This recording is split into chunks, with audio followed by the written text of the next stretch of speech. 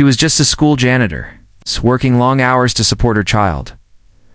One small act of kindness, a bubble wand, scared girl in a hallway. She had no idea who was watching and what he'd do next. It was just after lunch at the public. Elementary school and the hallways had begun to settle into a familiar hush. That lull between the chaos of recess and the quiet focus of afternoon lessons. Echoes of distant footsteps and the occasional murmur of teachers behind closed doors gave the building a heartbeat of its own. In one dim corner, near the lockers that had seen better days, a little girl sat curled into herself. Back was against the wall, knees drawn tightly to her chest, and her small hands trembled as she wiped tears from her flushed cheeks. Her cries weren't loud. In fact, they were barely audible, the kind of silent weeping that doesn't beg for attention, but desperately needs it. A few staff members walked past her, each giving her a passing glance. One whispered something to another about her being dramatic again. Another rolled their eyes and muttered that she needed to learn boundaries. No one stopped. No one asked. The world simply moved around her, indifferent and preoccupied. And then came the janitor, a woman dressed in worn overalls, sleeves rolled up to her elbows, mop in one hand, and a cleaning caddy rattling slightly as she moved. Her eyes, though tired, carried a warmth that had not been dulled by years of hard labor. She noticed the girl the moment she turned the corner. She didn't say anything right away. She just stood there for a moment, looking at the girl the way a mother looks at a child who's forgotten how to breathe properly. Slowly, without a single word, she knelt beside her cleaning cart, rummaged through a side pocket, and pulled out a small bottle of soap bubbles. The kind you might find in a birthday party favor bag. The janitor unscrewed the cap, dipped the wand inside, and with a slow exhale, released a stream of delicate bubbles into the air. They floated gently through the hallway, catching the flickering light of the overhead fluorescents. Some popped on the lockers. Others danced higher, drifting lazily before descending. The girl looked up, startled at first, and then still, her breathing slowed. Her fingers loosened from their anxious grip. On her knees, her tear-streaked face followed the trail of bubbles, like someone waking up from a storm. The janitor didn't ask why she was crying. She didn't tell her to be strong or offer false comfort. She just kept blowing bubbles one breath after another, each one a quiet offering of peace. Her smile was soft, not forced. She sat down on the floor beside the girl, a few feet away, and let the silence between them speak. The girl reached out hesitantly and popped one with her finger, then another. A ghost of a smile flickered on her lips, the first in what seemed like days. She glanced sideways at the janitor, eyes still red, but no longer full of panic. The janitor met her gaze and nodded, as if to say, "Asterisk, it's okay. You're safe now, asterisk." At the far end of the hallway, out of sight of the two, a sharply dressed man stood perfectly still. He'd just arrived to pick up his daughter, a last-minute idea, a surprise early dismissal. But what he found instead froze him in place. He had entered quietly through a side door and happened to glance down the hallway just in time to witness the scene. Suit was tailored, his shoes polished, and his phone for once forgotten in his pocket. He didn't move, didn't interrupt. He simply watched. The janitor, unaware of his presence, continued her quiet ritual. The hallway, for those brief moments, belonged only to the two of them, the weary woman with a bubble wand and the broken child slowly putting herself back together, one bubble at a time. After several minutes, the janitor finally stood, her knees popping slightly as she did. She gave the girl a reassuring pat on the shoulder, then returned the bubble bottle to her cart and wheeled it away without fanfare. The girl sat there for a moment longer, watching her leave, then stood up and quietly made her way back to class. The man at the end of the hallway exhaled softly. His expression had shifted. Gone was the usual steel behind his eyes, replaced by something far more human. He didn't approach. He didn't say a word. He turned and walked away the same way he came in. The echo of his footsteps, the only trace he left behind. Neither of them knew it. But that quiet moment, born of soap bubbles and compassion, had just changed everything. The apartment was small, not small and cozy. urban way, but in a barely holding it together sort of way. Faded wallpaper peeled in corners, a second-hand fan hummed unevenly in the window, and the single overhead bulb flickered whenever the fridge kicked on. Still, despite its flaws, the space breathed with life. The janitor sat at a scratched dining table barely large enough for two. One side was covered with open textbooks and a half-sharpened pencil rolling dangerously close to the edge. On the other, a basket of laundry overflowed with mismatched socks and school uniforms with stubborn grass stains. She folded clothes with one hand, while her other traced math problems in a soft voice for her son, sitting across from her. His brow furrowed, but her tone remained patient, warm, constant in the quiet between explanations. She glanced toward a small pile of unopened envelopes on the counter, overdue notices. Final warnings, names of utility companies she knew too well. Her eyes lingered for a beat, and then she returned her focus to the sock in her hand. Worry never left her face entirely, but it had learned to coexist with determination. Dinner had been noodles with ketchup again. Not because they liked it, but because it was what was left before payday. Her son never complained. She had raised him to understand without needing to explain. On the wall behind them hung a drawing he'd made in school, stick figures holding hands under a rainbow labeled me and Mom, crude sweet, a little crooked, but in it they were smiling. Somewhere else, in a home with silence to clean and air to filtered. A very different life was unfolding. But before that, a moment, a truth, the hallway, the crying girl, a date, what had looked like a tantrum too. Others had been something deeper. The girl had been trying to hold herself together all morning. The cafeteria had been too loud, the lunchroom smells overwhelming, and her seatmates had whispered cruel things under their breath. She had spoken up before, once or twice, but it always came back to her being too sensitive. Even her teacher, though kind in intent, had told her to be braver, so she had stopped asking. When the panic swelled, she did what she had learned to do. Leave. Find space. Try to breathe. But she couldn't.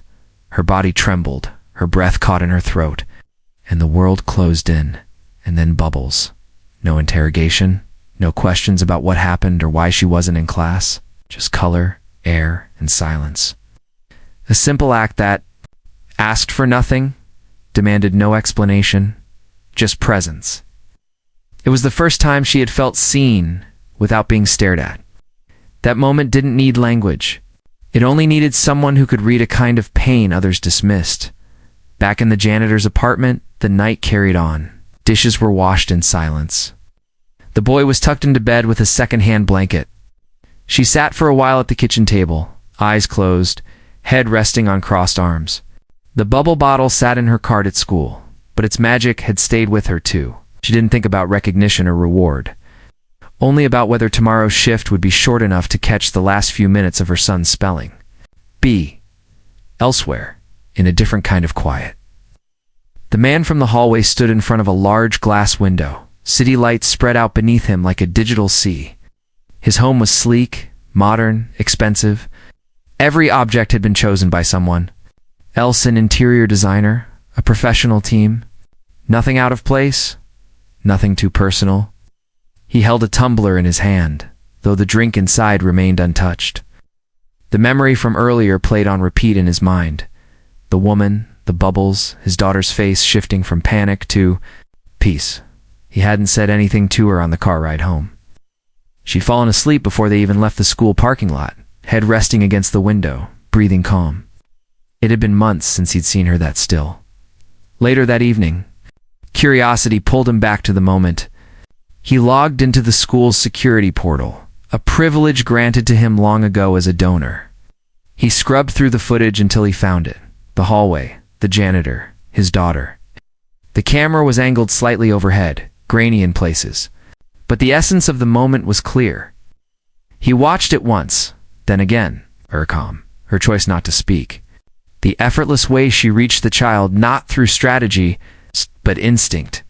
He stood there longer than he meant to, watching a woman who had no idea she was being seen.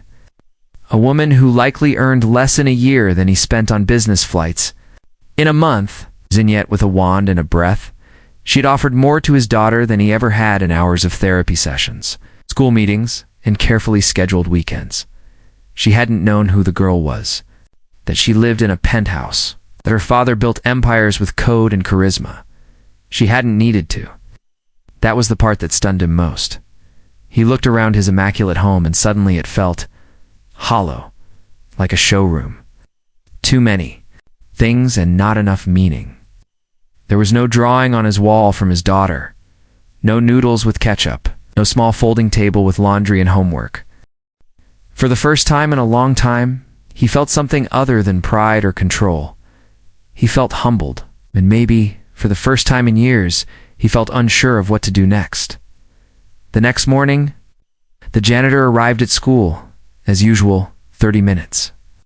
Before the bell, while the halls were still cold and the coffee in the teacher's lounge had barely started brewing, she slipped in through the side entrance, keys jangling softly, her steps familiar to the building's creaks and hums. As she made her way toward the storage room to retrieve her cart, something immediately felt different. The door wasn't just unlocked, it was propped open. That never happened. Her brow furrowed, but she stepped inside cautiously, where her usual rickety cart had been. A rusted metal frame with a missing wheel and a mop that had seen far too many hallways now stood a sleek, polished, top-of-a-line cleaning station. Industrial grade, neatly stocked with fresh supplies. Everything labeled, everything clean. Hanging from the handle was a new pair of gloves, her size. At first she just stood there staring. It didn't make sense. No one had mentioned equipment. Upgrades. No one had asked her for measurements. Then she noticed the locker in the back corner. Her name was taped on it with fresh masking tape, written neatly in marker. She opened it slowly. Inside, on the top shelf, was a neatly folded pair of new shoes, child-sized sneakers in the exact brand and color her son had been eyeing for months at the store window. A size tag was attached, the correct fit. She swallowed hard, blinking once, twice. There was no note, no card, no explanation, just the gift, silent and thoughtful. She didn't know what to make of it. Her first instinct was to assume it had been a mistake, that someone else was meant to receive it. Or maybe, though less likely, someone from the staff had pitched in quietly.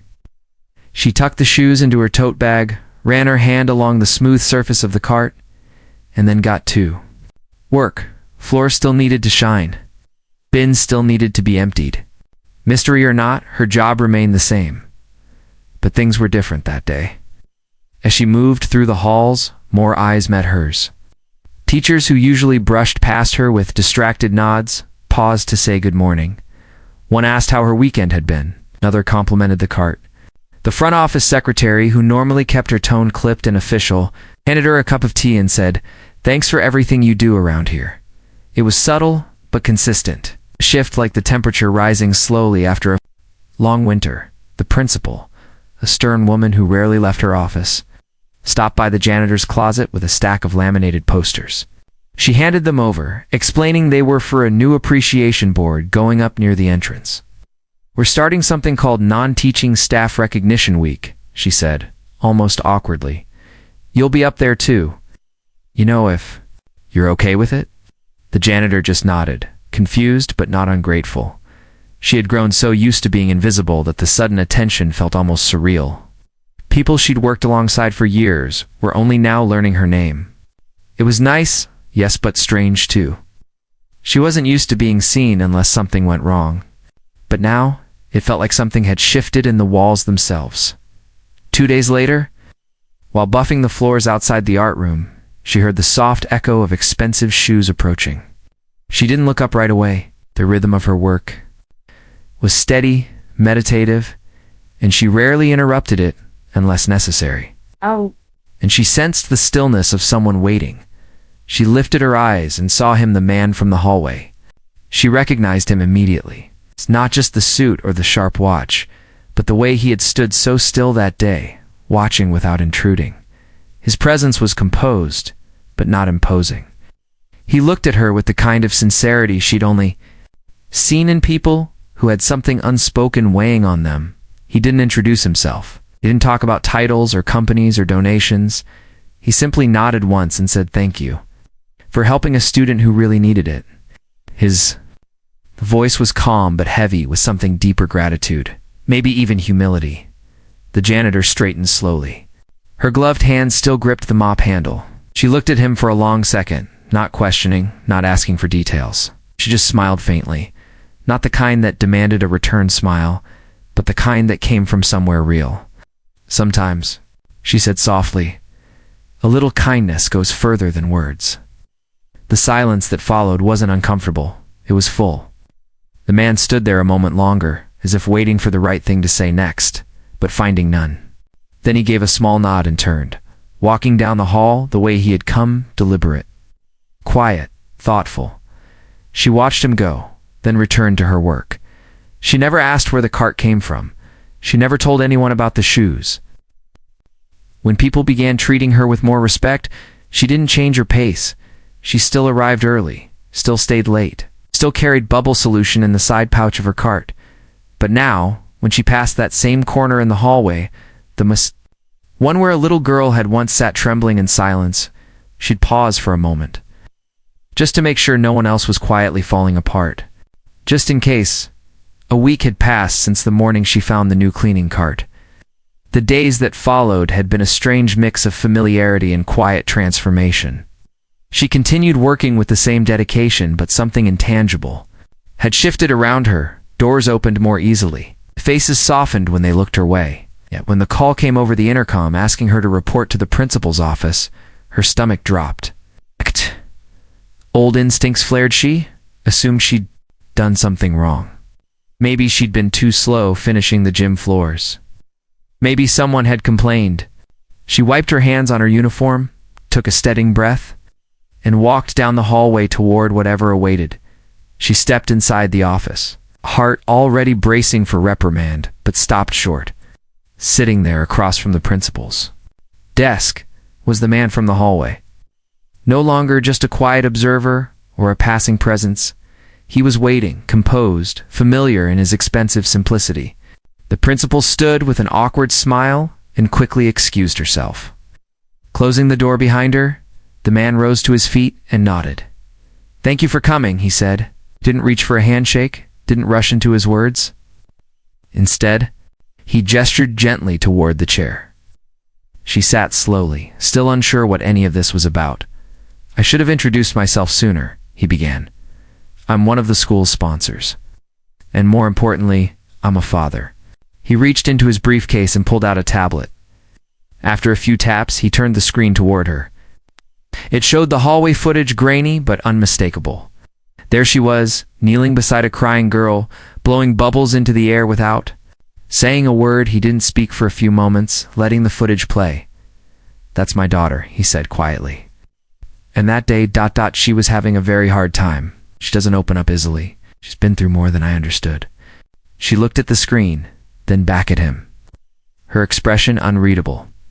"I've spent money on the best therapists, teachers, tutors. None of them reached her the way you did in those few minutes," he continued. "You didn't ask questions.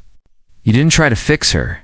You just saw her." Her eyes remained steady, but her hands were clasped tightly in her lap. She wasn't used to this kind of attention. "Out in offices like this." "Not from people like him? I'd like to offer you something," he said. "Not charity? Not a thank you card. A position. We've created a new role here at the school wellness support liaison. Someone whose job is to help students in emotional distress. Someone kids can trust, especially when words fail." She blinked, unsure if she'd heard him correctly. "You'd have training, of course, support, but the heart of the job, you've already proven you have it." She didn't know what to say. Her world had been scrub buckets and sore knees for so long, it was hard to imagine anything else. But the look in his eyes told her this was real, not a favor, not a pity offer. A recognition the following Monday. She arrived at the school in a new uniform, neat, slack, soft blouse, a name badge that read support liaison instead of custodian. Her cart was gone, but her walk remained the same, measured, purposeful. Staff greeted her with smiles.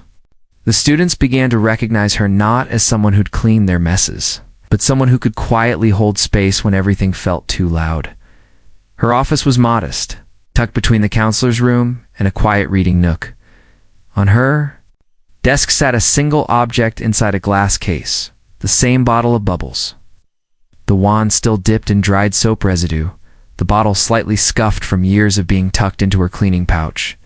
Now it was a symbol of what could change when someone paused long enough to care. That same day at home, her son tore open an envelope addressed to him. Inside was a scholarship acceptance letter from a prestigious private school. Full tuition, all expenses covered, anonymous donor. His eyes went wide with disbelief, then joy, then something quieter pride. He looked at her, then jumped into her arms, wrapping his arms tightly around her waist. She held him as if anchoring herself to something real in a moment that felt like a dream. Weeks passed, then months. Seasons shifted, routines settled. Her days were no longer filled with mop handles and bleach fumes, but with students who needed a gentle hand, a steady presence, quiet reminder that they weren't alone. She didn't try to be a therapist or a teacher, just someone who knew how to listen without interruption, to notice without judgment. One afternoon, as autumn leaves drifted past the classroom windows, the little girl who had once sat trembling in the hallway came running into her office again. Her hands shook, her breathing shallow. She clutched a crumpled piece of paper, a test she wasn't ready for, a panic rising inside her. She didn't say anything. She didn't need to. Woman smiled gently, opened her desk drawer, and pulled out a new bottle of bubbles. Fresh, full, ready. She unscrewed the cap, dipped the wand, and exhaled. The first bubble rose slowly, catching the late afternoon light. Then another, and another. The girl's eyes followed them just as before. Her shoulders eased. Her breath slowed, the room filled with the soft dance of floating orbs, ephemeral and light. Speaking a language no adult had ever taught her. Outside the office, across the courtyard, the CEO stood near the window of the admin building.